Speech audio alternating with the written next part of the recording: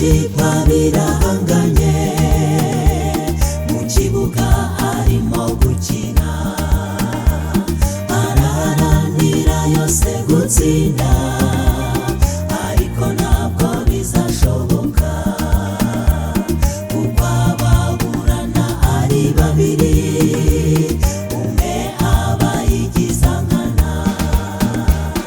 Uyu mukino ufite iherezo, ubyemere cyangwa se ubyange, uzakizwa n'ifilimi ya nyuma kandi intsinzi izaboneka.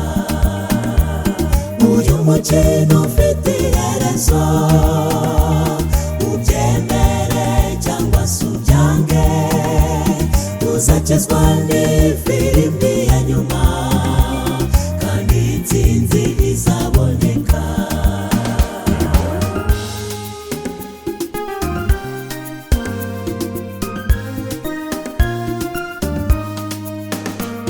Hari abari mu kibuga batarimo, bameze nk'abari gufana, aho bishyushye niho berekeza, nyamara ibyo byose bizashira, ku iherezo bazacebererwa babure aho berekeza.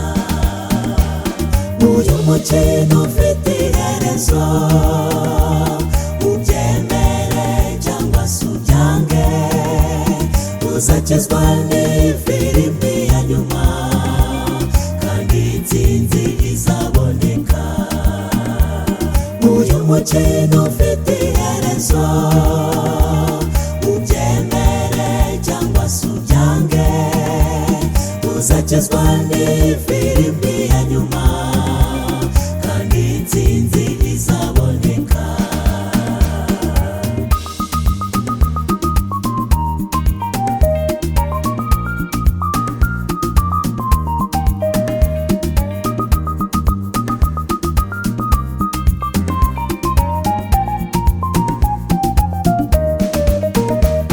Kugira ngo utsinde bisaba kwitanga ndetse ugahara n'ubuzima bwawe, nyamara twifitiye ibanga ryo gutsinda kuko Yesu turi kumwe.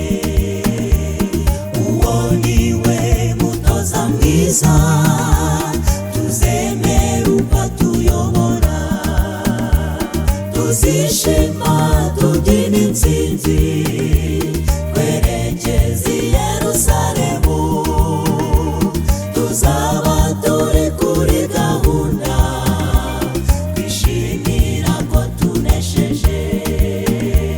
Uyu mukino ufite iherezo, ubyemere cyangwa se ubyange, uzakizwa n'ifilimi ya nyuma kandi intsinzi izaboneka.